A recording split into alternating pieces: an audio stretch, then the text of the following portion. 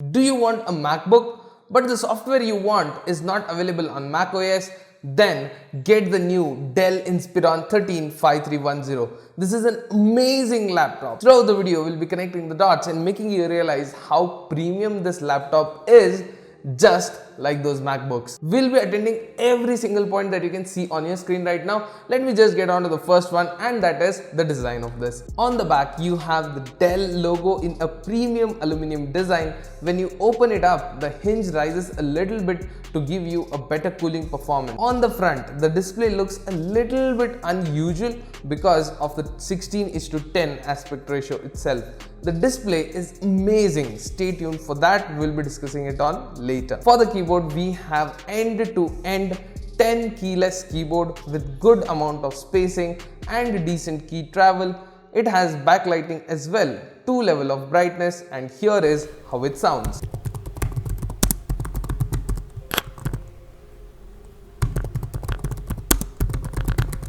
Trackpad, it looks premium and feels premium as well. Great job, but still the clicks are hard as you move up. On the sides, you have the tapered design, really slim, just as you get on a MacBook Air or a MacBook Pro M1. Really slim. On the back, you have the 2 air vents and 2 speakers. Sounds really good in person. Let us just get to the next one, and that is the build quality of this. Everything here is made out of pure aluminum, feels really premium, no doubt.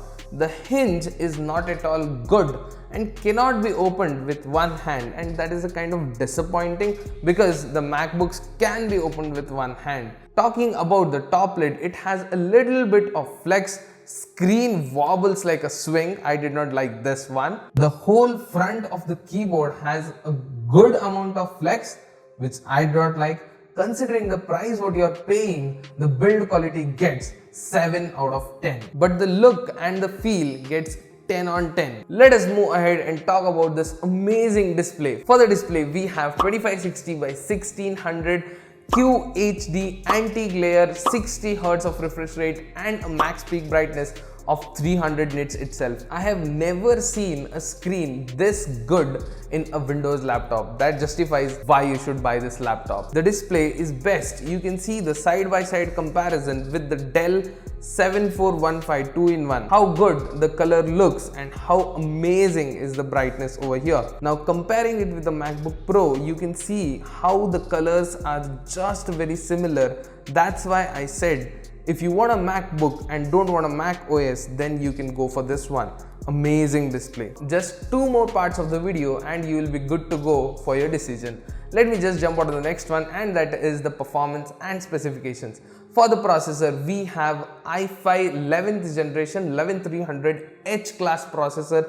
We have base clocked at 2.6 GHz and can turbo up to 4.4 GHz. In my testing, it never crossed 4 GHz. But the company claims it to be of 4.4. No worries, we'll try to achieve that as well. Moving on further, for the RAM, we have 8 GB on-board non-expandable, but we have 4267 MHz of the RAM. That is insane fast.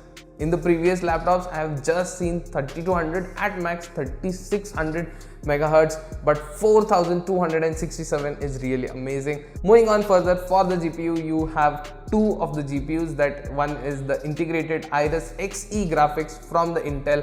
Another one is from the Nvidia, that is MX450, that has an 2 GB of the dedicated graphics, which you can use it for gaming, but you won't be able to game on this. Stay tuned for that. I'll tell you exactly why you cannot game on this. For the storage, we have 512 of NVMe SSD. This can be upgradable up to 2 TB. So looking at all of these specs, you might be wondering, this is a good laptop, cannot game on this. Casual gaming, forget it, not gonna happen. It's gonna happen. You're going to get good frame rates, you're going to enjoy the content with this amazing display, but there is an issue known as thermal throttling, and it is very serious with this guy. Looking at the specs, we can easily say that this is mainly oriented for the creators or the productivity workflow, and it do catch up with the work as well. It's an amazing performance from the laptop, but not for a longer duration. on the battery performance, it's not good. It will thermal throttle. The temperature reaches high enough, the CPU will reduce the performance to 50% of its capacity. Not at all good on the battery performance. But when you connect it to the charger, it will perform at its best of the abilities. You will not be thermal throttling, so if you are using for productivity, then plug in the charger if possible. Else, on the battery performance is also not that bad. You can do your workflow as well. On the battery, the Cinebench R20 did give a score of 797, really very pathetic. But connecting the charger, I did get a score of 2070. That is nearly 1300 or 400 points difference.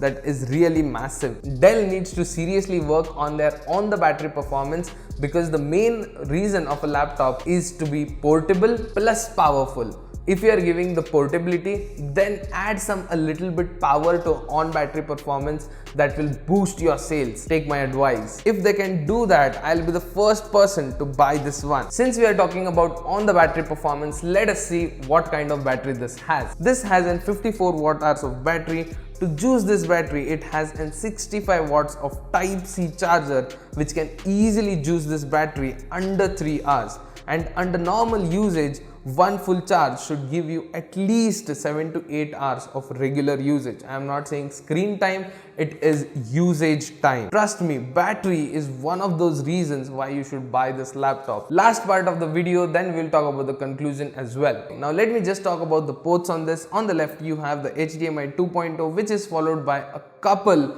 of Thunderbolt 4 ports itself. That is what I said. Using these Thunderbolts, you can connect your external GPUs or external monitor, high-speed data transfer. Everything is possible using these Thunderbolt ports itself, just like the MacBooks. Let us move on to the right hand side. The first one is the audio jack, which is followed by the USB 3.0 for faster data transfers. Obviously, you can use the Thunderbolt ports for data transfers as well, but still, if you want a USB, you have the option. That is everything that you need to know about this laptop. Catch you in the next one. If you want to know about a premium but a cheap laptop, you can click over here. If you want to know about the gaming laptop, you can just click over here.